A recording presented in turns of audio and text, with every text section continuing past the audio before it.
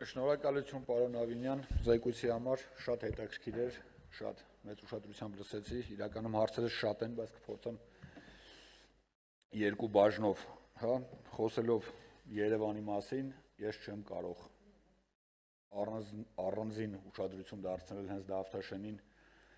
վերջերս ավարտեցին քարոզարշավ եւ բազմաթիվ բնակիչների խնդրանքն եմ ուզում ձեզ փոխանցեմ, հարգելի քաղաքապետ, եզակի վարչական շրջաններից է, որ չունի սպորտ դպրոց։ Եթե կա առաջիկա ծրագրերում Դավթաշենում կառուցել սպորտ դպրոց, որովհետև տեղն էլ կա, կարող եմ մատնանշել հետագայում, ուզում եմ ուրախությամբ նշել, որ 59 մանկապարտեզը հիմնանորոգվելու է, այսինքն երևի թե քանդվելու է նորը կառուցվի, սա մեզ հետևող քաղաքացիների համար, եւ խնդրում եմ խցանումների մասով պարոն Ավինյան, արդյոք կան ինչ-որ նոր ծրագրեր հենց կոնկրետ Դավթաշենի կամրջի խցանումները թեթևացնելու համար եւ ընդհանրապես Երևան քաղաքի խցանումների մասով, եթե կան նախագծեր նոր ճանապարհների, նոր կամուրջների կամ ինչ-որ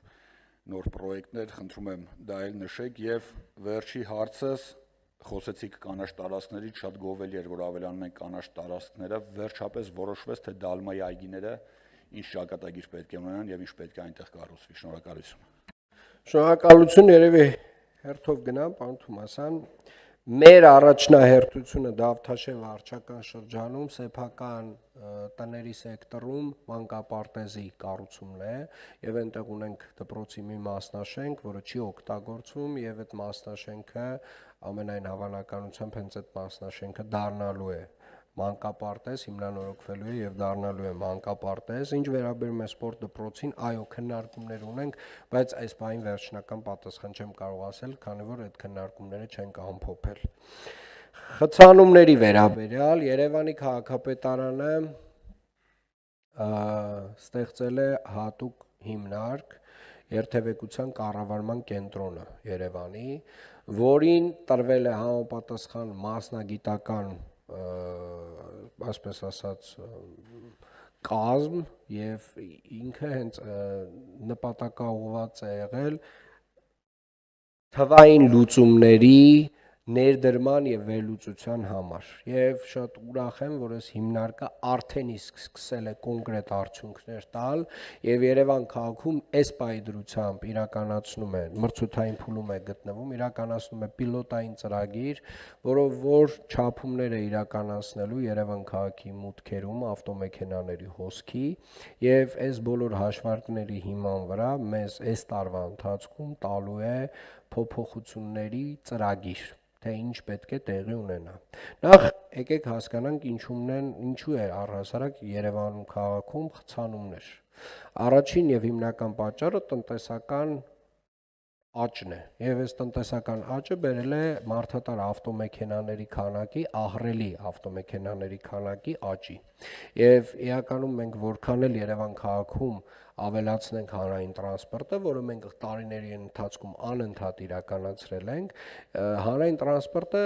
իր ժամանակացույցով չի կարողանալու աշխատել, եթե մենք չունենք սահմանափակում մարդատար ավտոմեքենաների համար։ Մարդատար ավտոմեքենաների համար վստահորեն պետք է մտցվեն որոշակի սահմանափակումներ եւ դրանք փոխարինվեն հանրային տրանսպորտի առանձնացված ուղեգծերով, ամբողջական ուղեգծերով եւ Երևան քաղաքում, ինչպես նաեւ եվրոպական բոլոր քաղաքներում իրականացվելու է այս ծրագիրը, բայց արդեն թվերի հիման վրա։ Այսինքն մենք այս պիլոտի արդյունքում ունենալու ենք հստակ թվեր, թե քանի ավտո է մուտք գործում այս պայդրությամբ Երևան քաղաք, ինչ չափի կայանման տեղեր պետք է ստեղծվեն քաղաքի մուտքերի մոտ, քաղաքի որ հատվածներում ինչ կայանման տեղեր պետք է ստեղծվեն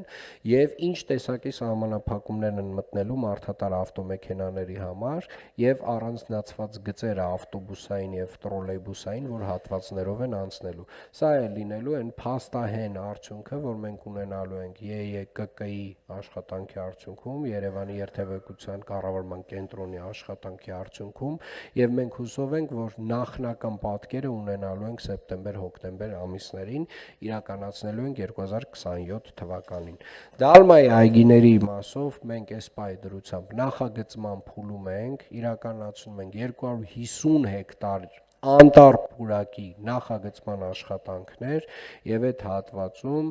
Նորագյուղի downtown ծրագրին զուգահեռ իրականացվելու է խիտ անտառապատման աշխատանքներ, այսինքն այդ հատվածում Երևան քաղաքում 250 հեկտարանոց անտառ է ստեղծվելու, որը որ առողջապահական միջազգային կազմակերպության մեր ցուցանիշը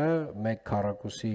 1 մարդու հաշվին 1.5 քառակուսի մետրով կանաչ տարածքները ավելացնելու է եւ այս պայդրությամբ 8.5 քառակուսի մետրը դառնալու է մոտավորապես 10